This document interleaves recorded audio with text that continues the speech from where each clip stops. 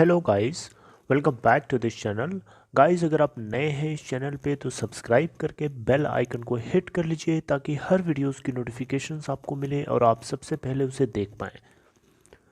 Punjab national bank की अगर हम बात करें तो देखिए, इसके अंदर तेज़ी आना संभव है, पॉसिबल है। और तेज़ी आएगी तो आप कैच इन कर पाओगे, एक झटके में 45 के ऊपर निकल जाएगा और आपको मौका नहीं देगा। अभी आप एक तरीके से देखो तो अभी की जो प्राइसिंग चल रही है वो एक कंसोलिडेशन फेज़ है। बहुत ज़्यादा गिरा भी नहीं है और बहुत ज़्यादा ऊपर भी नहीं है, राइट। अपने आप को मेंटेन करके रखने की कोशिश कर रहा है और इसके अंदर तेज़ी आना तय है आने वाले कुछ दिनों के अंदर। शॉर्ट टर्म की मैं बात कर रहा हूँ, 45 के लेवल को क्रॉस कर जाएगा।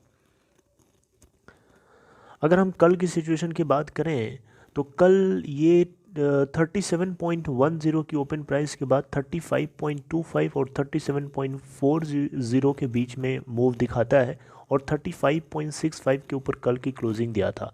और कल टोटल जो वॉल्यूम ट्रेड किया था 12 करोड़ 62,79,607, जिसमें से अगर आप देखें तो 21.30% total percentage of deliverable quantities उठाई गई थी और 37,352.94 इसकी करोड़ इसकी मार्केट कैप है। सबसे अच्छी बात यहाँ पे ये है, आपको बताना चाहूँगा, दिसंबर क्वार्टर के शेयर होल्डिंग डेटा को इन्होंने एक्सचेंज को अपडेट कर दिया है, जिसको लेकर के अपडेशन आ गई है।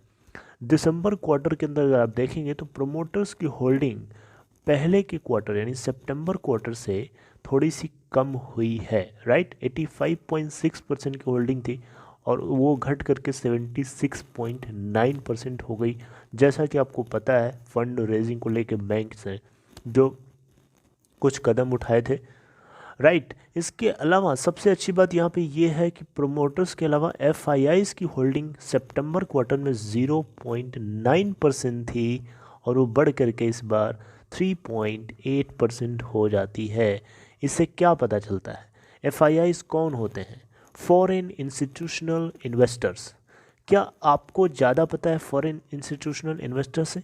क्या आपके पास एनालिसिस या आपकी जो एनालिसिस है क्या वो एफआईआई से ज़्यादा स्ट्रॉन्ग है, ज़्यादा एक्यूरेट है?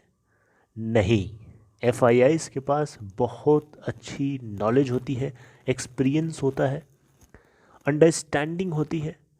उस आधार पे वो समझ पाते हैं कि कहाँ उनको कदम रखना है और कहाँ उनको कदम नहीं रखना है। अब बात में समझ पा रहे हैं? तो यहाँ पे 3.8% 0.9% से बढ़ा करके 3.8% कर लिया, तो डेफिनेटली कुछ सोच के किया होगा ना, राइट। और उसका रिजल्ट आने वाले दिनों के अंदर आपको जरूर दिखेगा, ऐसी मेरी एक्सपेक्टेशन है, हाईली एक्सपेक्टेशन है। बहुत ही ज़्यादा मैं इसके बारे में एक्सपेक्टेड हूँ, राइट, आशावादी हूँ। इसके अलावा आपको दूसरी खुशी की बात मैं बताऊंगा। यहाँ पे डोमेस्टिक इंस्टीट्यूशनल इन्वेस्टर्स जो होते हैं उनकी होल्डिंग 6.1% थी और इस क्वार्टर दिसंबर क्वार्टर में आते आते 10.0% हो जाती है। 6 से बढ़ करके 10% हो जाती है। डोमेस्टिक इंस्टीट्यूशनल इन्वेस्टर्स कौन होते हैं? क्या आम लोग होते हैं? नहीं, उनके पास भी उसी तरीके का एक्सपीरियंस होता है जैसा कि एफआईआई इसके पास होता है और बहुत सारा इनके पास फंड होता है, बड़े बड़े फंड हाउसेस होते हैं। पब्लिक शेयर होल्डिंग यहाँ पे बात करेंगे तो 7.5% से बढ़ करके 9.3% हो गया, जिसमें कोई चौंकने की बात नहीं है। ओके, चलिए। इसके अलावा अगर हम आपसे बात करेंगे डिलीवरी परसेंट को लेकर के, तो कल की डिलीवरी मैंने आपको जैसा कि बताया, डिलीवरी परसेंट भी ठीक ठाक उठाया गया है। अब थोड़ी सी बात कर लेते हैं म्यूचुअल फंड्स की क्या स्टेटस है दिसंबर क्वार्टर के अंदर।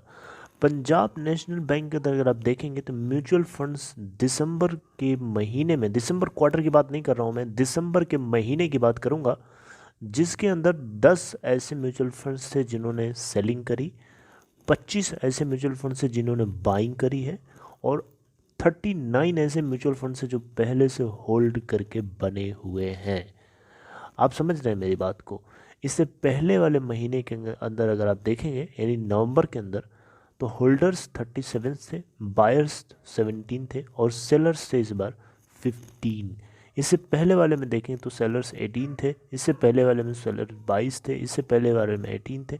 यानी इस दिसंबर के महीने में नंबर ऑफ़ जो म्यूचुअल फंड होल्डर्स थे उन्होंने जिन्होंने सेल कर दिया वो सिर्फ 10 थे, काफ़ी कम थे।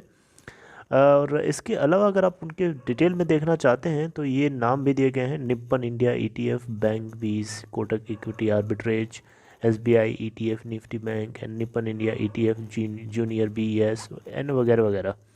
राइट, तो यहाँ भी म्यूचुअल फंड होल्डिंग भी अपने आप को मेंटेन करके रखे हुए हैं और बाइंग यहाँ पे चल रही है कॉन्स्टेंटली।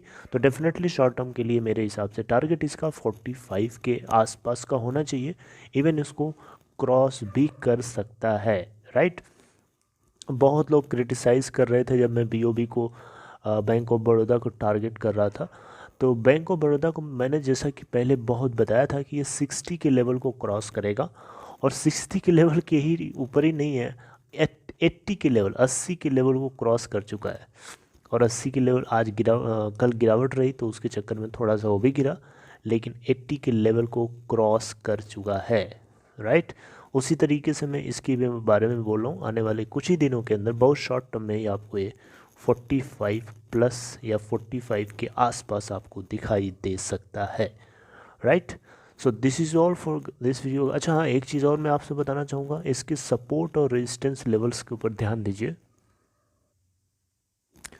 तो देखिए यहाँ पे अगर हम रिलेटिव स्ट्रेंथ इंडेक्स की बात करेंगे तो 51.6 है, जो कि बहुत ज़्यादा ओवरबॉट की सिचुएशन को नहीं दिखा रहा है। लेकिन हाँ, मनी फ्लो इंडेक्स इसका जो है वो आपको थोड़ा सा ओवर बुलिश दिखा रहा है। आप देख सकते हैं 73.5 के साथ यहाँ बना हुआ है, तो ये अभी इंडिकेट कर रहा है कि स्टॉक में थोड़ी बहुत आपको गिरावट देखने को मिल सकती है, थोड़ी बहुत, ज़्यादा नहीं, बहुत ज़्यादा नहीं, थोड़ी बहुत। MACD हालांकि यहाँ पे बुलिश सिग्नल को दिखा रहा है। रेजिस्टेंस और सपोर्ट आपसे जल्दी से मैं डिस्कस कर लेता हूँ। रेजिस्टेंस अगर आप देखें तो 37.40 के ऊपर है, उसके ऊपर एक और रेजिस्टेंस है 37.85 का और उसके ऊपर 38.40 का है। सपोर्ट की अगर आप बात करें तो 36.40 के ऊपर है, उसके नीचे 35.85 का है।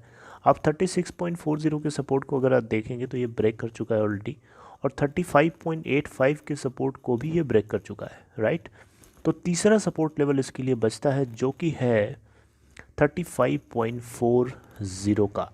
राइट, तो इस सपोर्ट लेवल के ऊपर ये आपको थोड़ा सस्टेन होता हुआ दिखाई दे सकता है। राइट, ऐसा नहीं है कि उसको ब्रिज कर जाएगा जल्दी से, लेकिन हो सकता है उसके ऊपर सस्टेन करे और उसके ऊपर से रिवर्सल स्टार्ट कर ले।